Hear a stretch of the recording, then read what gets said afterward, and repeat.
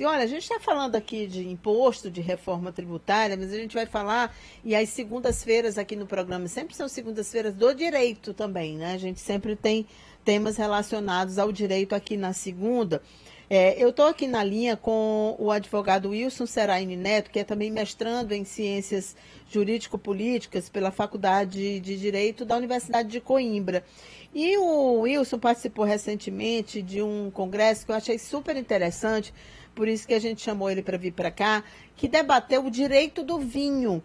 E a gente fica imaginando, Wilson, porque assim, você está em Portugal, na terra do vinho, né, no lugar onde de fato o vinho nem é bebida, é alimento, de tão que ele faz parte da cultura e é fundamental para a economia do país. Mas existe um direito próprio para o vinho, foi isso que me trouxe uma curiosidade. E o que diz esse direito, né?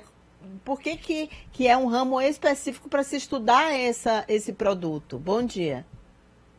Bom dia, Cintilagem. Um prazer falar contigo, Prazer é falar nosso. do Piauí, tanto sinto saudade.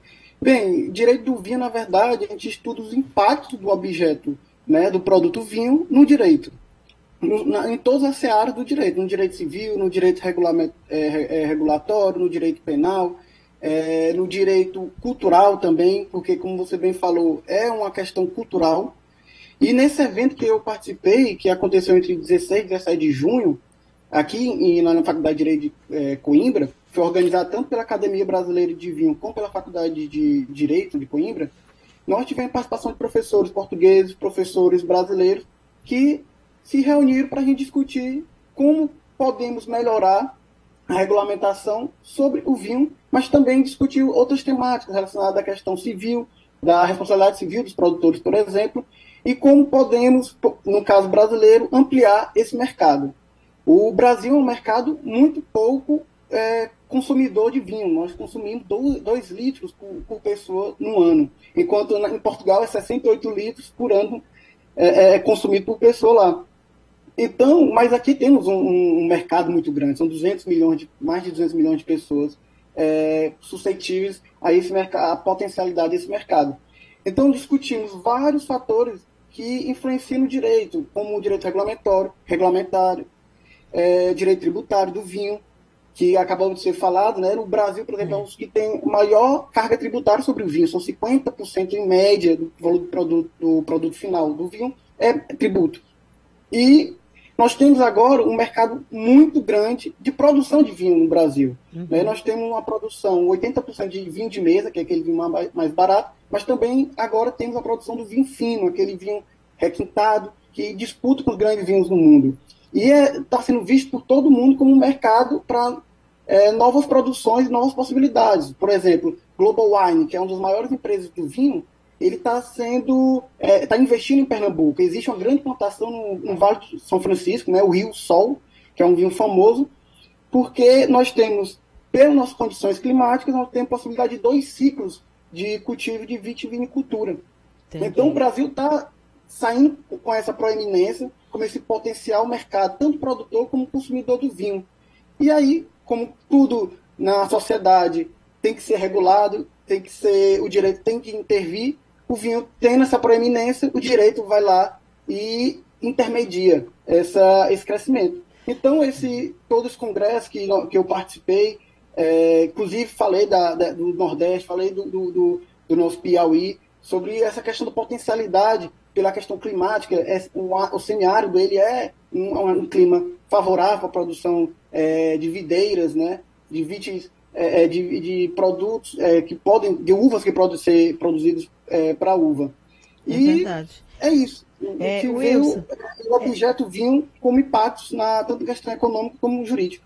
Nossa, é impressionante a carga tributária do vinho. E a gente, coincidência, a gente acabou de falar aqui que aumentou a produção de cerveja no Brasil e que a média de 80 litros por pessoa por ano. Você falou só esse pouquinho aí de vinho, aí exatamente. Os meus 80 litros de cerveja vão para esse do vinho aí.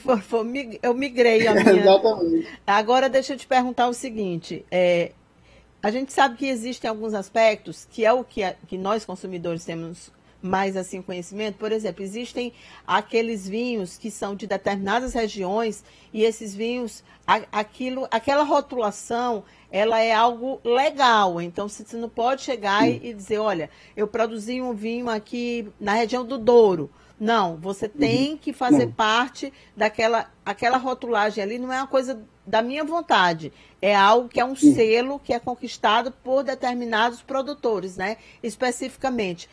Essa rotulagem, ela ajuda, por exemplo, na hora de comprar um produto, você saber que aquele produto é original, que vem daquele país mesmo?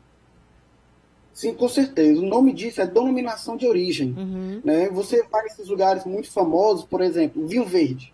A gente pensa que vinho verde é um tipo de vinho, mas não, é um vinho branco da região produzido no norte de Portugal que recebe esse rotular de vinho verde. Região de Dão, região do Douro, região da Bairrada aqui de Coimbra. Quando você vê um vinho que no final ele tem DOC, que é Douro DOC, Alentejo DOC, é denominação de origem. Aquilo é um certificado de qualidade do vinho.